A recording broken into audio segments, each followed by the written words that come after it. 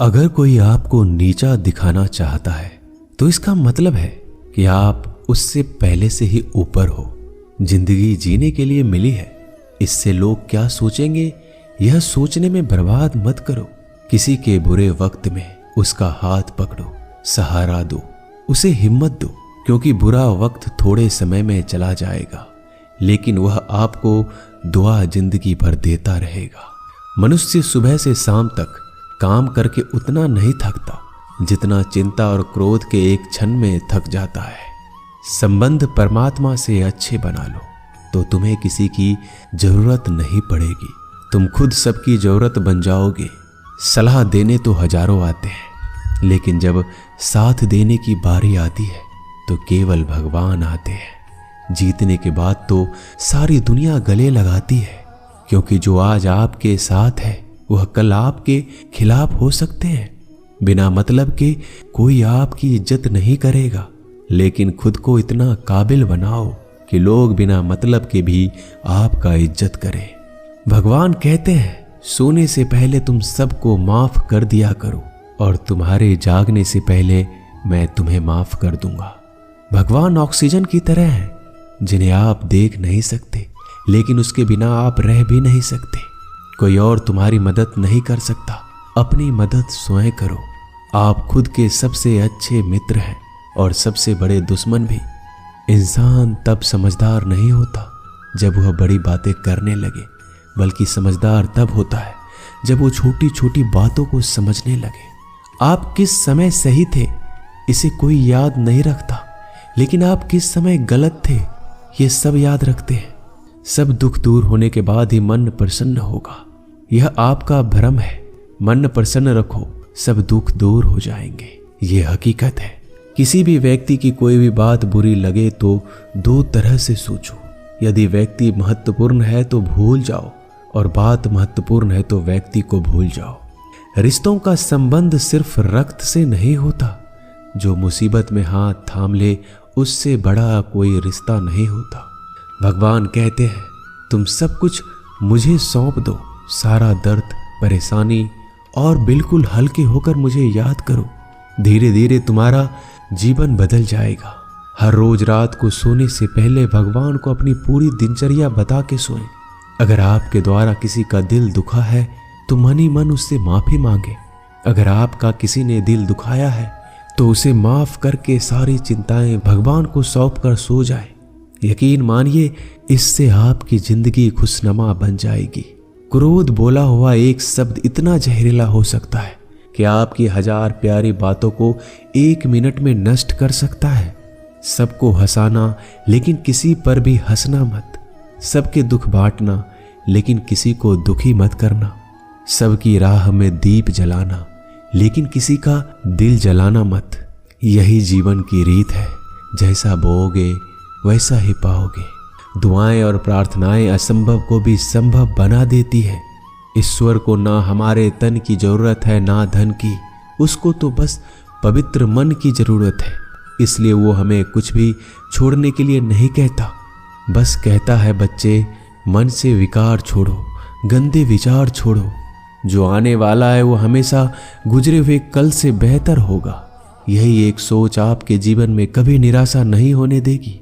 झूठ कितना अजीब है, खुद बोलो तो अच्छा लगता है, दूसरे बोले तो गुस्सा आता है।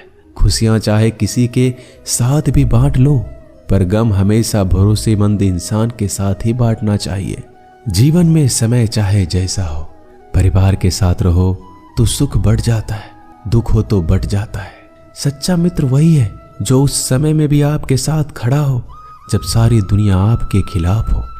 आपके पास जितना भी है उसके लिए बार बार दिल से धन्यवाद कहें, हर वक्त कहें। यकीन मानिए जितना भी है वो जल्दी कई गुना हो जाएगा। प्रार्थनाएं और ध्यान इंसान के लिए बहुत जरूरी है, क्योंकि प्रार्थना में भगवान आपकी बात सुनते हैं और ध्यान में आप भगवान की बात सुनते हैं। श्री कृष्ण से कितना कुछ छूटा, पहले माँ छूटी, फिर पिता छूटे, फिर जो नंद किशोर मिले वो भी छूटे, संग साथी छूटे, राधा भी छूटी, गोकुल छूटा, फिर मथुरा छूटा। श्री कृष्ण से जीवन भर कुछ न कुछ छूटता ही रहा। नहीं छूटा तो वो था देवत्व, मुस्कान और सकारात्मकता। श्री कृष्ण दुखी नहीं, उत्सव के प्रतीक है। सब कुछ छूटने पर भी कैसे खुश रहा जा सकता है, ये श्री कृष्ण से अच्छा कोई नहीं सिखा सकता। इसलिए हमेशा खुश रहें, सदा मुस्कुराते रहें। जीतने का मजा भी तभी आएगा जब लोग आपके हार का इंतजार करेंगे। गीता में लिखा है, यदि कोई आपको अच्छा लगता है तो अच्छा वो नहीं, अच्छे आप हैं, क्योंकि उसमें अच्छाई देखने वाली नजर आपके पास है। अपनी पीड़ा के लिए संसार को दोष मत दो, अपने मन को समझाओ। तुम्हारे मन का परिवर्तन ही तुम्हारे दुखों का अंत है। सोच और नीयत अच्छी रखिए, फिर आपके कष्ट प्रभु स्वयं दूर कर देंगे। याद रखना, भगवान से कभी उम्मीद छोड़ना नहीं और दुनिया वालों से कभी उम्मीद रखना नहीं। सुख दुख एक सिक्के के दो पहलू है। जहां सुख होगा वहां दुख भी होगा, जहां दुख होगा वहां सुख भी होगा। इसलिए सुख दुख के बारे में बिना सोचे निरंतर अपने लक्ष्य को प्राप्त करने के लिए प्रयास करते रहना चाहिए। एक बात हमेशा याद रखना, किसी के सामने गिड़गिड़ाने से ना मोहब्बत मिलती है ना इज्जत। इसलिए अपने स्वाभिमान को जिंदा रखो। कोई अगर आपकी किस्मत में होगा तो आपके पास खुद ही चलकर आएगा। दूसरों को हराने का मौका मत दो, बस खुद को आगे ले जाने की जिद पालो। कभी हार ना मानने की आदत ही एक दिन जीतने की आदत बन जाती है।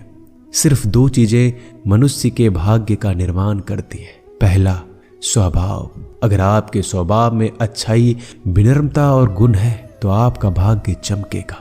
अगर आपका स्वभाव क्रोधी है, आलसी है, तो आपका भाग्य बिगड़ना अनिवार्य है। इसलिए अपने स्वभाव को मधुर और आकर्षित बनाइए। दूसरा, आपकी वाणी। बोलना तो आदमी 2.5 साल की उम्र में ही सीख जाता है, परंतु कब, कहां और कैसे बोलना है उसे यह जिंदगी भर भी नहीं समझ पाता। जिसे ये बोलना आ गया कि कब, कहां और कितना बोलना चाहिए, समझ लो उसे सफल होने के लिए कोई नहीं रोक सकता।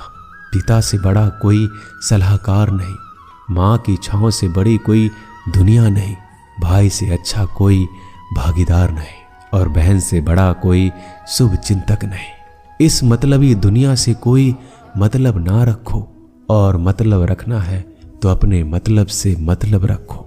दुआएं मांगने से किसका भला होता है, मिलता तो वही है जो हमने बोया होता है। तुम नीचे गिर के देखो, कोई नहीं आएगा उठाने। तुम जड़ा उड़कर तो देखो, सब आएंगे गिराने। एक बात हमेशा याद रखना, अगर शराब की दुकान पर बैठकर दूध पियोगे तो तुम्हें शराबी का ही दर्जा मिलेगा, और किसी मंदिर में बैठ के पानी भी पियोगे तो तुम्हें एक संत का दर्जा दिया जाएगा।